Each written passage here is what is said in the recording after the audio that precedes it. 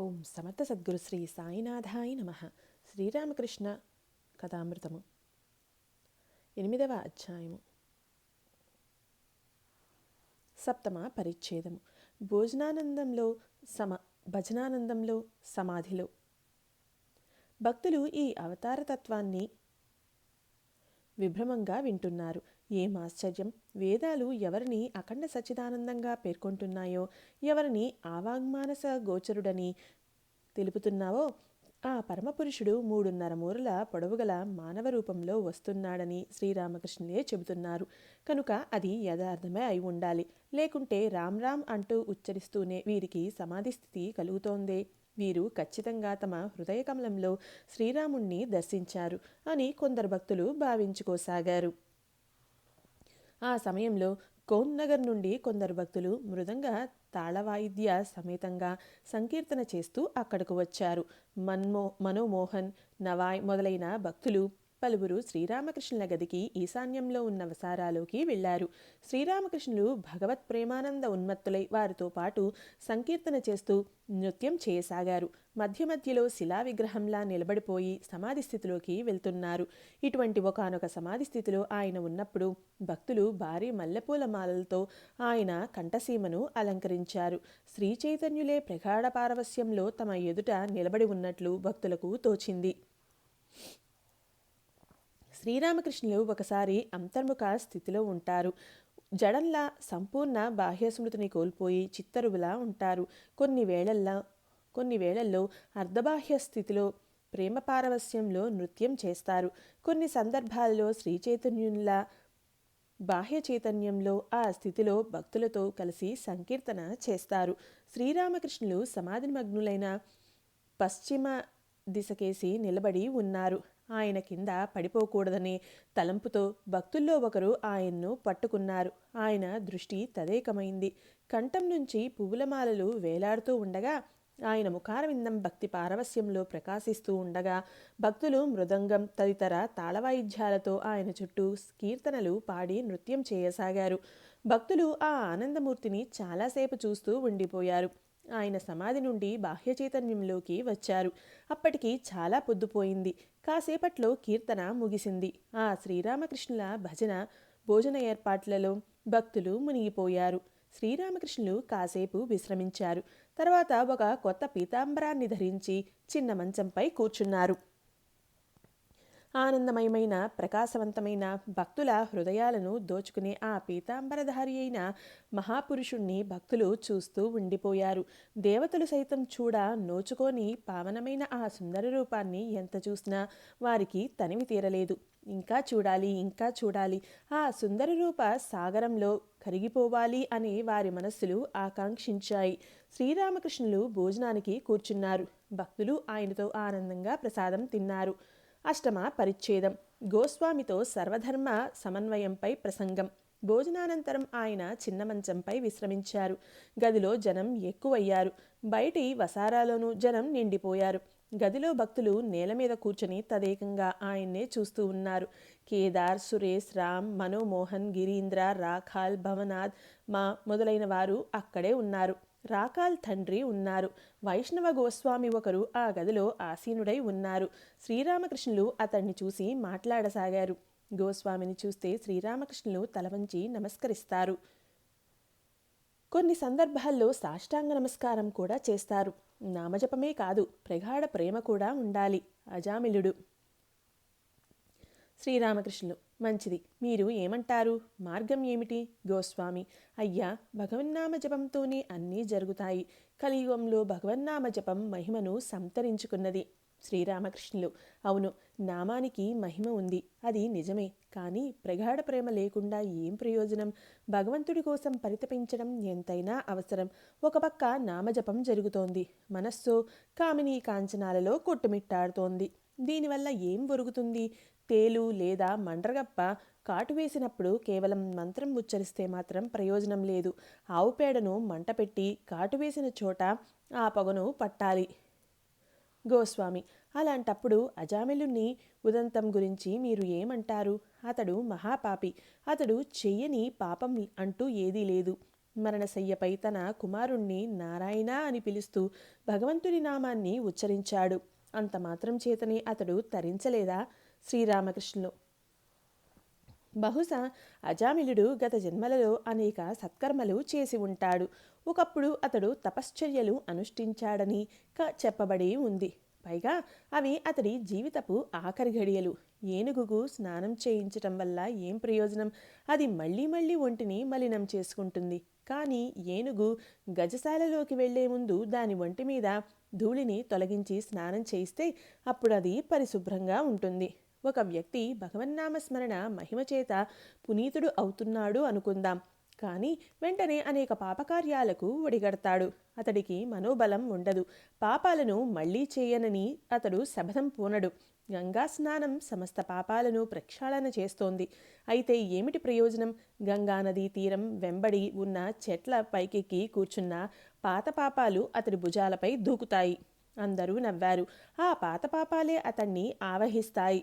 అతడు నీటి నుండి బయటకు వచ్చి రాకమునిపే పాపాలు అతడి మీద పడతాయి. కాబట్టి భగవన్నామస్మరణ చేయమని నేను అంటున్నాను. దానితో పాటు భగవంతుడి పట్ల భక్తి ప్రపత్తలు కలిగేటట్లు ప్రార్థించండి. మూన్నాళ్ల ముచ్చటే అయిన సంపద, పేరు ప్రతిష్టలు, భోగ విలాసాల పట్ల మీ అనురక్తి రోజురోజుకి తగ్గిపోయేట్లుగా చేయమని భగవంతుణ్ణి ప్రార్థించండి. వైష్ణవ ధర్మం సర్వధర్మ సమన్వయం. గోస్వామితో త్రికరణ శుద్ధి కలిగితే సర్వమతాల ద్వారా భగవత్ సాక్షాత్కారం పొందవచ్చు. వైష్ణవులు భగవత్ సాక్షాత్కారం పొందుతారు. అలాగే శాక్తేయులు, వేదాంతులు, బ్రహ్మ సమాజస్థులును, అదేవిధంగా మహమ్మదీయులు, క్రైస్తవులు కూడా భగవత్ సాక్షాత్కారం పొందుతారు. ఏ మతావలంబులైనా హృదయపూర్వకంగా పరితపించినట్లయితే భగవత్ లబ్ధి తప్పగా పొందుతారు. కొందరు మా శ్రీకృష్ణుని పూజించనిదే దేన్ని కూడా సాధించలేరు అంటూ తగాదాల్లోకి దిగుతారు. లేదా మా కాళిని పూజించలేనిదే ఏది సాధించలేరు, లేదా క్రైస్తవ ధర్మం స్వీకరించనిదే ఎవరు ఉద్ధరింపబడరు అంటూ ఉంటారు. ఇది కేవలం మత దురభిమానం. మత దురభిమాని నా మతం మాత్రమే సత్యమైనది, ఇతర మతాలన్నీ బూటకాలు అని పలుకుతాడు. ఇది అనుచిత వైఖరి. విభిన్న మార్గాలలో భగవంతుణ్ణి చేరవచ్చు. మతాల గురించే కాక కొందరు భగవంతుడు సాకారుడని, నిరాకారుడని కూడా చెబుతూ ఉంటారు. ఆ విధంగా వారు కలహించుకోవటం ప్రారంభిస్తారు. వైష్ణవుడు వేదాంతవాదితో తగవులాడతాడు. భగవద్ దర్శనానంతరమే భగవంతుని గురించి ఖచ్చితంగా మాట్లాడగలం. భగవంతుని దర్శించిన వ్యక్తి మాత్రమే యథార్థంగా భగవంతుడు సాకారుడని, నిరాకారుడు కూడా అని తెలుసుకుంటాడు. ఆయన రూపాలు ఇంకా ఏవేవి ఉన్నాయో వర్ణించజాలం. కొందరు గుడ్డివారు. ఒక ఏనుగు వద్దకు వెళ్లటం తటస్థించింది. అది ఏనుగని వారికి ఎవరో చెప్పారు.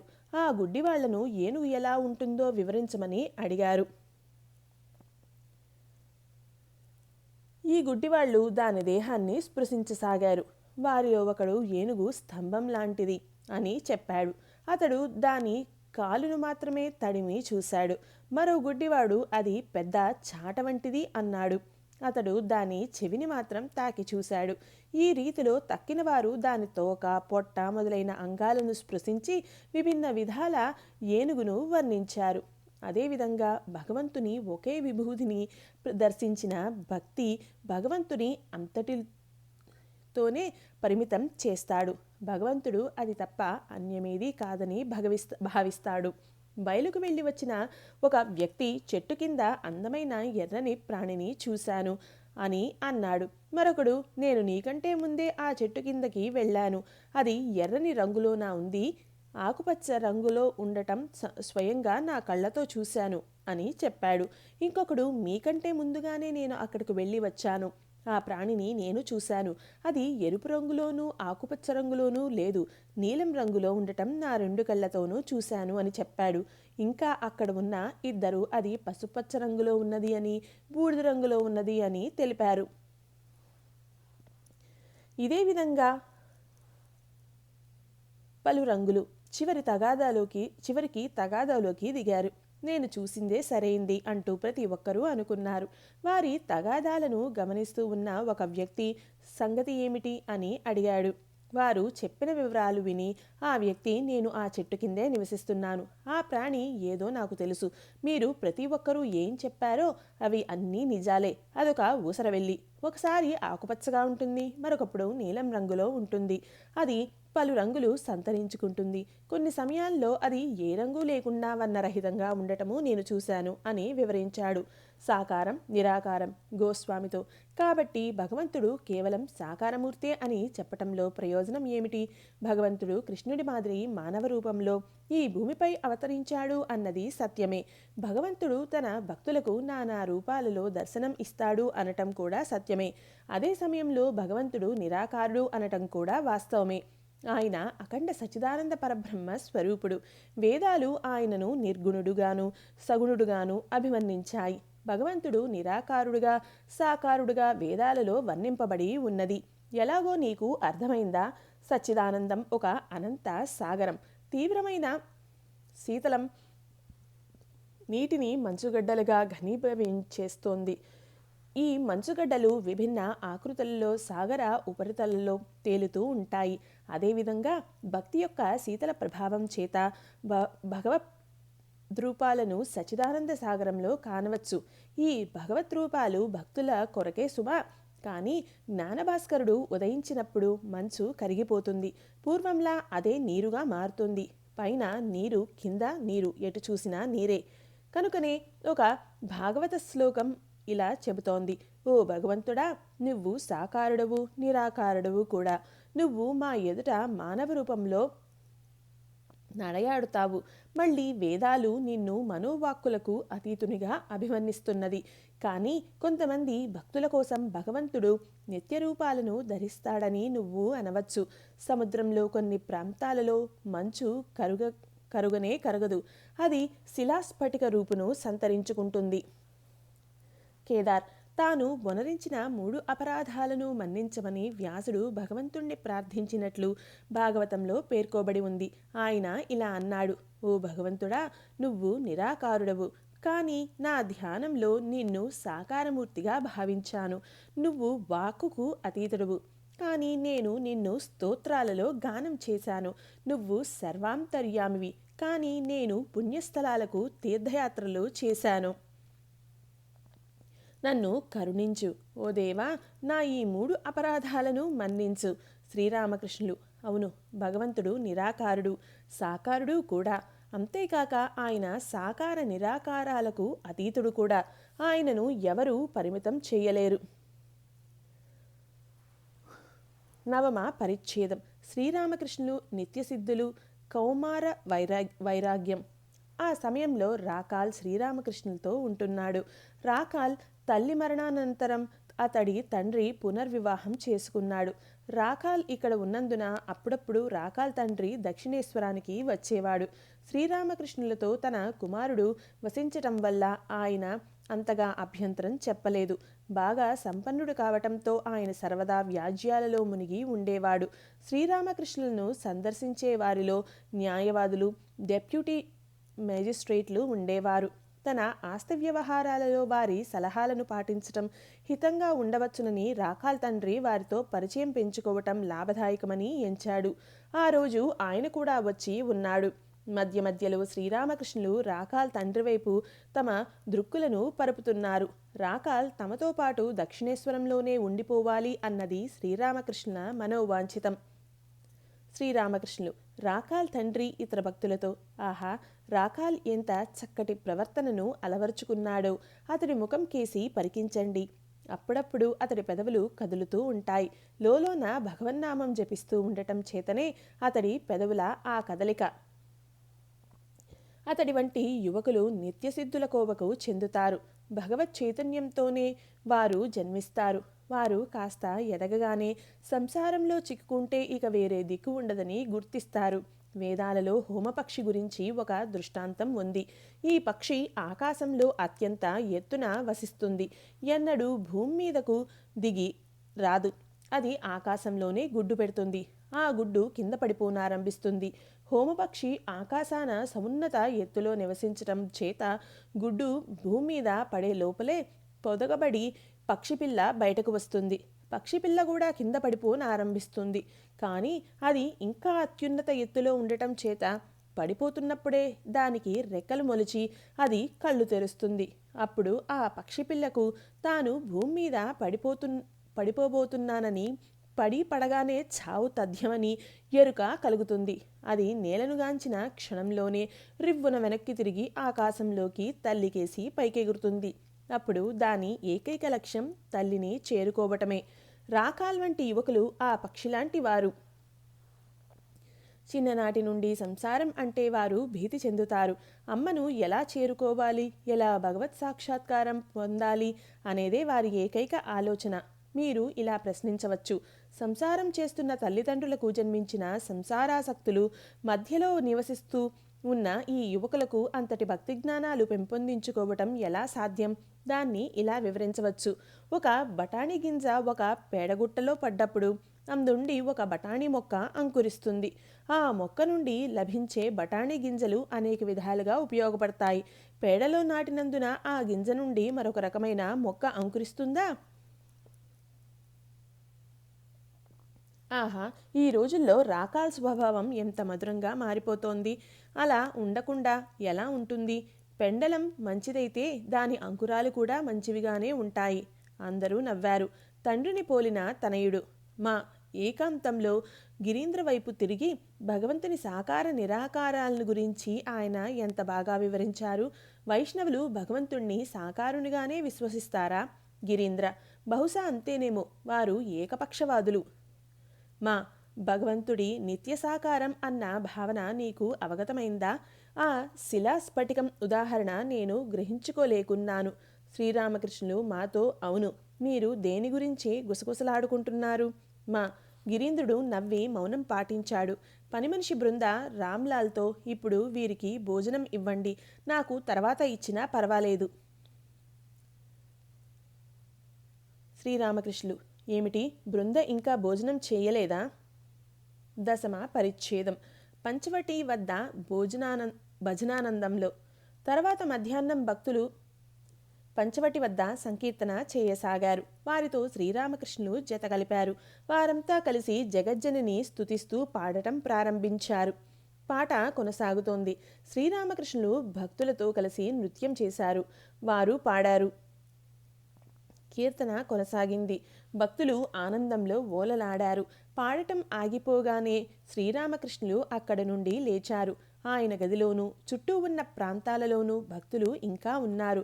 శ్రీరామకృష్ణులు పంచవటి నుండి తమ గదికి వేసి వస్తున్నారు. ఆయనతో పాటు మా కూడా ఉన్నాడు. కాస్త దూరం వచ్చాక పొగడ చెట్టు కింద త్రైలోక్యుణ్ణి ఆయన కలుసుకున్నారు. త్రైలోక్యుడు శ్రీరామకృష్ణులకు ప్రణామం చేశాడు. శ్రీరామకృష్ణులు త్రైలోక్యుడితో: పంచవటిలో వారంతా సంకీర్తన చేస్తున్నారు, కాస్త పోయి చూడు. త్రైలోక్యుడు: నేను వెళ్ళి ఏం చేసేది? శ్రీరామకృష్ణులు: ఎందుకు, సంగీతం విని ఆనందించవచ్చు. త్రైలోక్యుడు: నేను ఒకసారి చూసే వచ్చాను. శ్రీరామకృష్ణులు: అలాగైతే మంచిదే. ఏకాదశ పరిచ్ఛేదం. శ్రీరామకృష్ణులు గృహస్థ ధర్మం. అప్పుడు సాయంత్రం 5-6 గంటలు అయి ఉండవచ్చు. శ్రీరామకృష్ణులు భక్తులతో కలిసి తమ గదికి ఆగ్నేయం వైపునున్న వసారాలో కూర్చొని ఉన్నారు. శ్రీరామకృష్ణులు కేదారాదులతో సంసారం త్యాగం చేసిన సాధువు భగవన్నామస్మరణ తప్పక చేస్తాడు. అది సహజమే. అతడికి వేరే విధులంటూ ఏవీ ఉండవు. అతడు భగవద్ధ్యానంలో నిమగ్నుడై ఉండటంలో ఆశ్చర్యమేమీ లేదు. అందుకు మారుగా అతడు భగవంతుని గురించి యోచించక లేక భగవన్నామస్మరణ చేయకుంటే జనం అతన్ని నిందిస్తారు. కానీ గృహస్థుడు భగవన్నామస్మరణ గావిస్తే అందులో ఎంతటి గొప్పతనం ఇమిడి ఉందో కదా. జనక మహారాజు విషయమే తీసుకోండి. అతడు ఎంతటి ధీరుడో. అతడు కర్మ జ్ఞానం అనే 2 కత్తులతో సాము చేశాడు.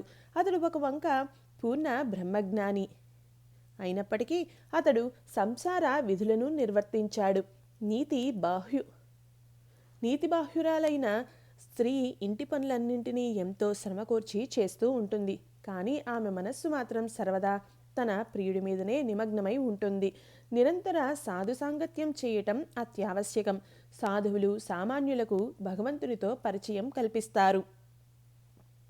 కేదార్: అవునండి, జీవుల ఉద్ధరణకే మహానుభావుడు ఈ భూమిపై అవతరిస్తాడు. ఒక రైలు ఇంజను తనతో కూడా అనేక రైలు పెట్టెలను గల పొడవైన రైలును లాగుకొని పోయేటట్లుగానే మహానుభావుడు ఇతరులను భగవంతుడి దరికి తీసుకుని పోతాడు. అనేకుల దాహాన్ని తీర్చే ఒక నది లేక తటాకం వంటి వాడు అతడు. భక్తులు తమ ఇళ్లకు తిరిగిపోవటానికి సన్నద్ధులైనారు. ఒక్కొక్కరుగా శ్రీరామకృష్ణుల వద్దకు వచ్చి ఆయనకు సాష్టాంగ నమస్కారం చేశారు. భవనాథ్ను చూడగానే శ్రీరామకృష్ణులు ఇలా అన్నారు: నేడు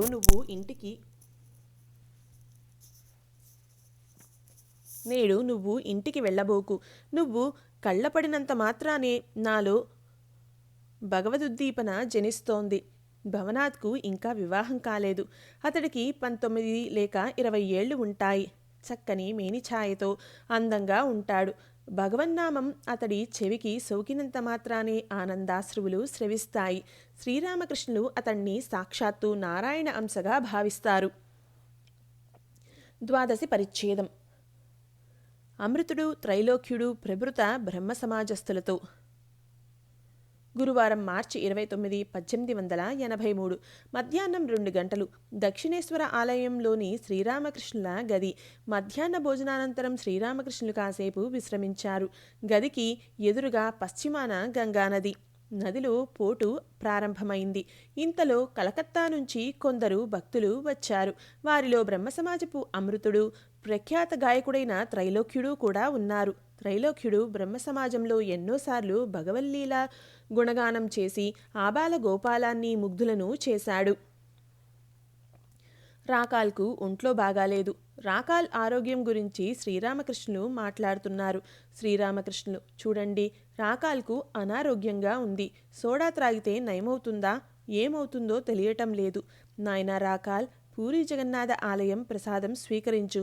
ఇలా అంటూనే శ్రీరామకృష్ణులు అద్భుత పారవస్య స్థితిలోకి వెళ్లారు. సాక్షాత్తు నారాయణే రాకాల్ రూపంలో చిన్నపిల్లవాడిగా ఎదురుగా ఉండటం ఆయన చూస్తున్నట్లుగా ఉంది. ఒక వంక కామినీ కాంచనాలు త్యజించిన పరిశుద్ధ యువకుడైన రాకాల్, మరో వంక రేయింపగళ్ళు ప్రేమోన్మత్తతలో ఉన్న శ్రీరామకృష్ణులు. కనుకనే సహజంగానే ఆయనలో వాత్సల్య భావం కలిగింది. ఆయన రాకాల్ పట్ల మాతృవాత్సల్యం చూపుతూ గోవిందా గోవిందా అంటూ ప్రేమాతిశయంతో ఉచ్చరించసాగారు. శ్రీకృష్ణుని పట్ల యశోదకు ఎటువంటి భావం ఉండినదో అదే భావమే ఇదీను అని తోచింది. భక్తులు ఈ అద్భుతాన్ని విస్తుపోయి చూస్తూ ఉన్నారు. హఠాత్తుగా అంతా నిశ్శబ్దమైపోయింది. భక్తులకై అవతరించిన శ్రీరామకృష్ణులు గోవిందనామాన్ని ఉచ్చరిస్తూనే హఠాత్తుగా సమాధి నిమగ్నులు అయినారు. చిత్తరువులే ఆయన దేహం నిశ్చలమైంది. ఇంద్రియాలు సెలవు పుచ్చుకొని వెళ్ళిపోయినట్లు తోచింది. దృష్టి నాసికాగ్రంపై కేంద్రీకృతం అయింది. ఆయన శ్వాసిస్తూ ఉన్నారో లేదో కూడా తెలియరావటం లేదు. దేహం మాత్రం ఈ లోకంలో ఉంది. ఆత్మపక్షి దివ్య చైతన్య సీమలలో ఎగురుతోంది. తల్లివలే భక్తులకై ఇంతసేపు వ్యాకులత చెందిన ఆయన మనస్సు ఇప్పుడు ఎక్కడ ఉంది? ఈ అద్భుతమైన స్థితే సమాధియా? ఆ సమయంలో కాషాయ వస్త్రాలు ధరించిన ఒక అపరిచిత బెంగాలీ వ్యక్తి గదిలోకి వచ్చి నేల మీద కూర్చున్నాడు. 13వ పరిచ్ఛేదం. కాషాయ వస్త్రం, సన్యాసి, బూటకం, అబద్ధాలు. ఈలోపు శ్రీరామకృష్ణుల మనస్సు బాహ్య చైతన్యంలోకి దిగి రాసాగింది. ఆ స్థితిలోనే ఆయన మాట్లాడసాగారు. తమలో తామే మాట్లాడసాగారు శ్రీరామకృష్ణులు. కాషాయ వస్త్రాలు కళ్ళబడటంతో ఎందుకీ కాషాయ వేషం? కాషాయం ధరిస్తే అంతా జరిగిపోతుందా? ఒక వ్యక్తి ఒకసారి ఇలా అన్నాడు. చండీ అనగా దేవీ మహత్యంని ఇచ్చి మద్దెల తీసుకున్నాడు. మొదట్లో అతడు చండీ స్తోత్రాలను గానం చేసేవాడు. ఇప్పుడు అతడు మద్దెల వాయిస్తున్నాడు. అందరూ నవ్వారు. 3 లేక 4 రకాల వైరాగ్యాలు ఉన్నాయి. సంసారాన్ని జ్వాలలకు తాళజాలక సంసారం త్యజించి కాషాయం ధరించటం. కానీ ఈ వైరాగ్యం ఎక్కువ కాలం నిలవదు. పని పాటలు లేనందున ఒక వ్యక్తి కాషాయ వస్త్రం ధరించి కాశీకి వెళ్తాడు. 3 నెలల తర్వాత ఆ వ్యక్తి ఇంటికి ఇలా జాబు రాస్తాడు. నాకు ఇక్కడ ఉద్యోగం దొరికింది. కొద్ది రోజుల్లో ఇంటికి వస్తాను. నా గురించి ఆదుర్దా పడవద్దు. మరో తరగతి వైరాగ్యం. ఒక వ్యక్తికి ఎలాంటి లోటు లేదు. ఏది కావాలంటే అది దక్కుతుంది. కానీ అతడు వాటిని అనుభవించడంలో ఆనందం పొందడు. అతడు భగవంతుడి కోసమే విలపిస్తాడు. అదే యథార్థమైన వైరాగ్యం. బూటకం ఎన్నటికీ మంచిది కాదు. బూటకపు వేషధారణ మంచిది కాదు. మనస్సు వేషానికి తగ్గట్లు కనుక లేనట్లయితే అది క్రమేణా పతనం చెందుతుంది. అబద్ధపు మాటలు పలుకుతూ బూటకపు చేష్టలు చేస్తూ పోతే క్రమంగా ఆ జంకు పోతుంది. గృహస్థులు తెల్లని వస్త్రం ధరించటం అత్యుత్తమం. సంసారం పట్ల అనురక్తి, ఆదర్శం నుండి అప్పుడప్పుడు పతనం చెందటం, బాహ్యంగా కాషాయ వస్త్రాలు ఎంతటి ఘోరమైనవి. కేశవ్ ఇంట్లో నవబృందావనం నాటకం. నీతిమంతుడైన వ్యక్తి ఒక నాటకంలోని పాత్రలో సైతం అసత్యం పలుకటం, అధర్మంగా వర్తించటం మంచిది కాదు. ఒకసారి నేను కేశవ్ ఇంటికి నవబృందావనం అనే నాటక ప్రదర్శన చూడటానికి వెళ్ళాను. వారు రంగస్థలం మీదికి సిలువను తీసుకువచ్చారు. మరొక నటుడు నీరు సంప్రోక్షించాడు. దానిని వారు శాంతి జలంగా పేర్కొన్నారు. మరొక నటుడు తూలుతూ తడబడుతూ తాగుబోతు పాత్ర పోషించాడు. బ్రహ్మ సమాజ భక్తుడు అతడు బాబు. శ్రీరామకృష్ణులు. ఒక భక్తుడు ఇటువంటి పాత్రలు పోషించటం మంచిది కాదు. ఎక్కువసేపు అటువంటి విషయాలపై మనస్సు నెలకొనటం హానికరం.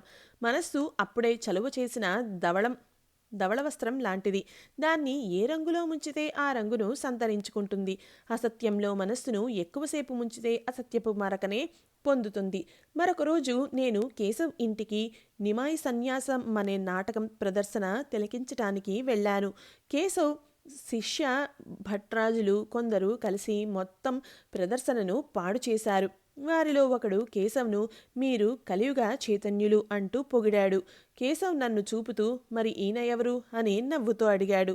అందుకు నేను ఇలా జవాబిచ్చాను, నేను మీ దాసానుదాసుడను, మీ పాదధూళిలో ఒక రేణువును. కేశవ్కి పేరు ప్రఖ్యాతుల పట్ల మోజు ఉంది. నరేంద్రాదులు నిత్యసిద్ధులు. అమృత్ త్రైలోక్యులతో నరేంద్రుడు, రాఖాల్ మొదలైన కుర్రవాళ్లు నిత్యసిద్ధులు. జన్మ జన్మాంతరాలుగా వారు దైవభక్తులు. ఒక సామాన్యుడు తపశ్చర్యలతోనూ కఠోర సాధనల ద్వారాను కొద్దిపాటి భక్తిని సముపార్జించుకుంటాడు. కానీ ఆ యువకులు జన్మతః భక్తిని కలిగి ఉంటారు. స్వయంభూ శివలింగం అనగా స్వతసిద్ధంగా వెలసినది లాగా వీరి భక్తి స్వతసిద్ధం. నిత్యసిద్ధులు తమకు తామే ఒక శ్రేణిని రూపొందించుకుంటారు. అన్ని పక్షులు ముక్కులు వంకరగా ఉండవు కదా. నిత్యసిద్ధులు ఎన్నటికీ సంసారాసక్తులు కాజాలరు. ప్రహ్లాదుడు ఇందుకు చక్కని దృష్టాంతం. సామాన్య మానవులు ఆధ్యాత్మిక సాధనలు చేస్తారు. భగవంతుడి పట్ల భక్తిని పెంపొందించుకుంటారు.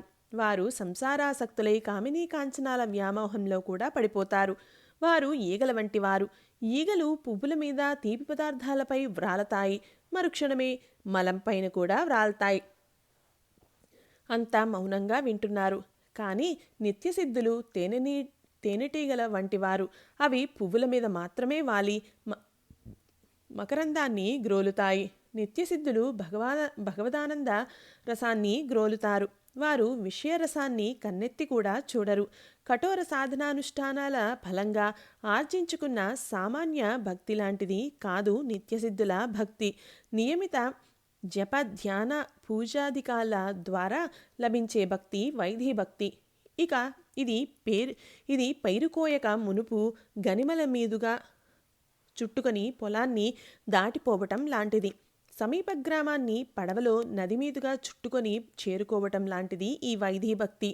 ప్రేమభక్తి లేక రాగభక్తి జనించి భగవంతుడు తనకు సొంతవాడనే ప్రేమ అలవడినప్పుడు విధి నియమాలు, పూజా విధానాలు అంటూ ఏమీ ఉండవు. అప్పుడు అది కోతలు పూర్తయ్యాక పొలం మీద తిన్నగా పోవటం లాంటిది. చుట్టూ తిరిగి పోనక్కర్లేదు. ఏ దిశలోనైనా తిన్నగా పొలం మీదుగా పోవచ్చు. వరదలొచ్చి గ్రామసీమ నీటిలో మునిగి ఉన్నప్పుడు నది మీదుగా చుట్టూ తిరిగి పోనక్కరలేదు. అప్పుడు పొలాలు నీటిలో మునిగి ఉంటాయి కనుక పడవపై పొలాల మీదుగా తిన్నగా నీ గ్రామాన్ని చేరుకోవచ్చు. అలాంటి రాగభక్తి, అనురాగం, ప్రేమ కలుగనిదే భగవత్ సాక్షాత్కారం లభించదు. సమాధితత్వం సవికల్పం, నిర్వికల్పం. అమృతుడు. అయ్యా, సమాధి స్థితిలో మీరు ఎలా భావిస్తారు? శ్రీరామకృష్ణులు. ఇది భ్రమరకీటక న్యాయం లాంటిది సుమా. కీటకం భ్రమరాన్నే తదేకంగా చింతన చేస్తూ భ్రమరంగా రూపాంతరీకరణం చెందుతుంది. ఆ సమయంలో నేను ఎలా భావిస్తానో నీకు తెలుసా? కడవలోని చేపను గంగాజలాలలో విడిచిపెడితే ఆ చేప ఎలా భావిస్తుందో నేను అలా భావిస్తాను. అమృతుడు: అట్టి తరి జాడమాత్రమైన అహంకారం కూడా మీలో ఉండదా? శ్రీరామకృష్ణులు: అవును, నాకు సామాన్యంగా రవ్వంత మిగిలి ఉంటుంది. గీటురాయిపై ఒక గింజ పరిమాణపు బంగారాన్ని ఎంతగా రుద్దినప్పటికీ ఒక తునక మిగిలే ఉంటుంది. లేకపోతే దావాగ్నిలో ఉదాహరణగా తీసుకో. దానిలోని ఒక స్ఫులింగం లాంటిది అహంకారం. సమాధి స్థితిలో నాకు బాహ్య చైతన్యం ఉండదు, కానీ భగవంతుడు జాడమాత్రమైన అహంకారాన్ని నాలో నిలిపి ఉంచుతాడు. దైవ సంసర్గంలోని ఆనందాన్ని అనుభవించే నిమిత్తం నేను నువ్వు అనే భావాలు మిగిలి ఉన్నప్పుడే ఆనందం అనుభవమవుతుంది. ఒక్కోసారి భగవంతుడు జాడమాత్రమైన ఆ నేనును తొలగించి వేస్తాడు. అప్పుడు జడసమాధి లేక నిర్వికల్ప సమాధి సిద్ధిస్తుంది. ఆ అనుభవం వర్ణింప తరం కాదు. ఉప్పు బొమ్మ ఒకటి సముద్రపు లోతును కొలవటానికి పోయింది. నీళ్లలో కాస్త లోతుకు వెళ్ళగానే అది కరిగిపోయింది. సముద్రపు నీటితో పూర్తిగా ఐక్యమైపోయింది. అలాంటప్పుడు వెనక్కు తిరిగి వచ్చి సముద్రపు లోతును తెలిపేవారెవరు?